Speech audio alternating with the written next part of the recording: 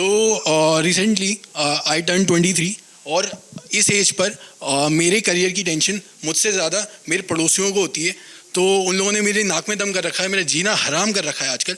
तो एक दिन मैं ऐसी कॉलोनी में जा रहा था, मेरे को एक आंटी मिली। मैं उन आंटी के बारे में थोड़ा बता दूं, वो मेरी मम्मी की दोस्त हैं मतलब मेरी मम्मी की कुछ ही दोस्त हैं, तो वो मतलब खास ही दोस्त हैं। तो उनसे मैं कुछ भी उल्टी सीधी बात कर नहीं सकता था, but I cross the line. So क्योंकि शी क्रॉस द लाइन, तो वो बोली बेटा आजकल तुम यहाँ बहुत घूम रहे हो, तुम्हारी जैसी कंपनियों में इतनी छुट्टी मिल जाती है क्या? मैंने कहा मेरी जैसी कंपनी का मतलब क्या है? मैं लाला कंपनी में काम करता हूँ क्या आंटी? तो फिर ऐसा ही हुआ। तो फिर ये बातें चली, तो मैंने कहा नहीं आंटी ऐसा नहीं है, मैं छुट्टी पे नहीं हूँ, आजकल मैं माइंडिंग कर रहा हूँ। आंटी ने कहा कि व्हाट इज़ माइंडिंग? मैंने कहा aunty I am minding on my own business these days. तो फिर आंटी का मुंह बन गया, ऑफ कोर्स ही बात है। तो मैं ये बोलकर वहाँ से चल दिया। मैंने इधर उधर देखा और मैंने अपने आप को शाबाशी दी। मैंने कहा बहुत बढ़िया करा। मैं अपने बारे में थोड़ा बता दूं, मैं हीरो। तो फिर मैं शाम को घर पहुंचा, मैं दोस्तों के संग फुकरापंती करने के बाद घर पहुंचा। फिर उसके बाद मम्मी को देखा, मम्मी की आंखों में गुस्सा चढ़ा हुआ। मैंने कहा आज तो गए। मुझे दिखी सीधे मौत दिखी कि भाई आज तो गए। और मम्मी ने बोला ये तू शालू आंटी से क्या बोल कर आया बे? मैंने क्या बोला? वो जॉब के बारे में पूछ रही थी, तो मैंने बता दिया मैं आजकल क्या कर रहा हूँ। वो कह रहे ऐसे बात करेगा तू उनसे? मैंने कहा वो जैसे बात कर रही थी। वो कह रहे बेटा उन्हें टेंशन रहती है तुम्हारी, वो करियर का तुम्हारा अच्छा सोचती हैं इसलिए वो ऐसा बोलती हैं। मैंने कहा इतना अच्छा सोचती हैं तो 50K डाल दिया करे अकाउंट में मेरे हर महीने। तो वो बोली, मुझे सट से लगा एक चप्पल उड़ते हुआ एक किचन से, लेकिन नहीं, मैं बच गया, तभी मैं आज यहाँ पर सही सलामत खड़ा हुआ हूँ। तो फिर उसके बाद ऐसे ही शालू आंटी से मिलना होता रहता है हमारा, क्योंकि ना हम पीछा छुड़ाना चाह रहे हैं, वो पीछा छोड़ नहीं रही हैं। अब क्या कर सकते हैं, मम्मी की एक खास दोस्त है, मम्मी की गिनी चुनी दोस्त है, जैसे मैंने आपको बताया। तो ऐसे ही एक दोस्त की हम शादी में गए थे, उनके बेटे की शादी थी।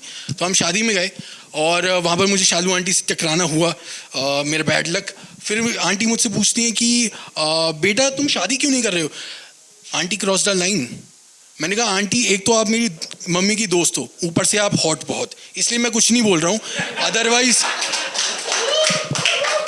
अदरवाइज मतलब आपने शादी की कैसे पूछ ली यार? अभी तक मेरे हार्मोन्स ने मुझसे शादी की नहीं पूछी है, आप मुझसे कैसे शादी की पूछ सकती हो?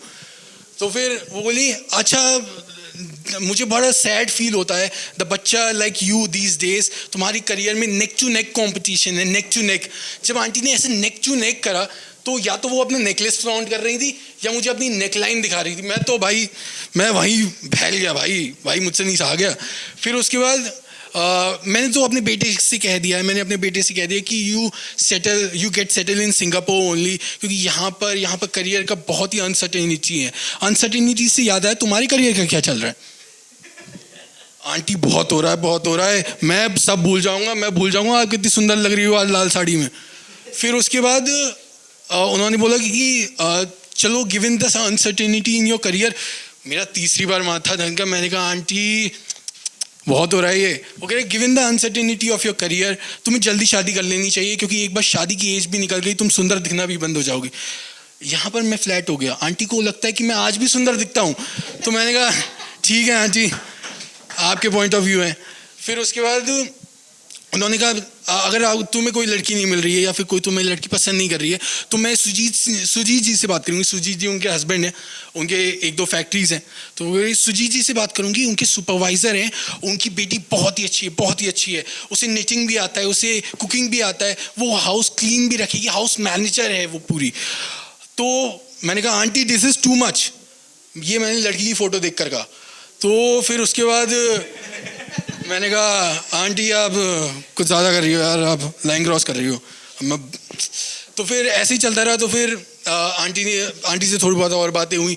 आंटी मेरा पीछा छोड़ नहीं रही थी, मैं पीछा छुड़ाना चाह रहा था, और मैं चाह रहा था कि चल छोड़ो, उस बात पे नहीं जाते हैं। तो मैं पीछा छुड़ाना चाह रहा था, तभी मैंने एक ऐसी बात निकालनी चाहिए जिससे वो भी ऑकवर्ड हो जाए। तो ऑकवर्डनेस का लेवल जो है वो मैच करेगा। अभी वो मुझे ऑकवर्ड करे जा रही है, मेरी शादी को उठा के, मेरे करियर को उठाकर। तो मैंने बोला आंटी दीज डेज मैंने बड़े गंदे र्यूमर्स सुने। वो कह रहे र्यूमर्स कैसे र्यूमर्स? तो मैंने कहा आंटी कोई तो बोल रहा था कि शानू भैया जो हैं, शानू उनके बेटे का नाम है, शानू भैया जो हैं वो चंडीगढ़ निकल गए थे और वहाँ नशा पत्ती में लग गए थे, आप उन्हें रातों रात छुड़ा कर लाए। वो कह रहे बेटा दीज यू नो ना these people they have got mouths and they से वॉट एवर दे वॉन्ट। मैंने कहा ठीक है aunty, I have also got my mouth and right now my mouth. तो फिर उसके बाद वो कह रही कि अच्छा ठीक है तुम्हें ये लड़की पसंद नहीं आई तो मैं तुम्हें और लड़कियों की फ़ोटो दिखाऊंगी, कोई चिंता नहीं है।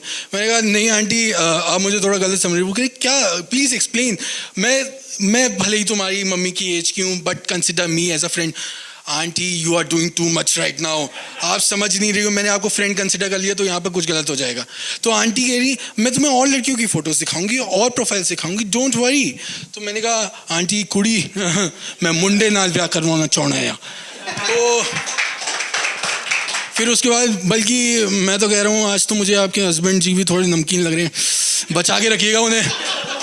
तो पूरी पार्टी में आंटी ने फिर मुझे तंग नहीं करा, as a matter of fact उसके बाद आज तक उन्होंने मुझे तंग नहीं करा। पूरी पार्टी में वो अंकल के पीछे पीछे डोलती रही, उन्हें लग रहा है कि मैं उनके पीछे पड़ा हुआ हूँ बल्कि मैं तो उनके आगे पड़ा हुआ हूँ। तो ऐसे ही चलता रहा। फिर उसके बाद हमारी और शालू आंटी की बात बहुत कम हुई, मतलब ना के बराबर। तो 2 हफ्ते ऐसे ही बीत गए। फिर उसके बाद मैं अपने रज़ाई में पड़ा हुआ था क्योंकि सर्दी का मौसम आ गया था और मेरे पास रज़ाई में 2 नहीं है इसलिए मुझे 2 रज़ाई लेके सोना पड़ रहा था। तो फिर उसके बाद ऐसे ही एक दिन मम्मी रूम में आई, मम्मी बोली बेटा रसगुल्ले खाओगे? मैंने कहा नहीं मम्मी रसगुल्ले मुझे नहीं पसंद है। वो कह रहे अरे शालू ने बनाए हैं। मैंने कहा तो बनाने पड़ेंगे, सारे रसगुल्ले मैं खाऊंगा, आपको एक भी नहीं दूंगा। तो फिर उसके बाद मैं गया आंटी से मेरा थोड़ा ऑकवर्ड कन्वर्सेशन हुआ। मैंने कहा आंटी आज आपने मुझे उस दिन थोड़ा शायद गलत समझ लिया, आपको लगा कि मैं सुजीत जी के पीछे हूँ। तो एक्चुअली मैं आपको थोड़ा क्लियर करना चाहता हूँ मैं तो आपके भी पीछे हूँ।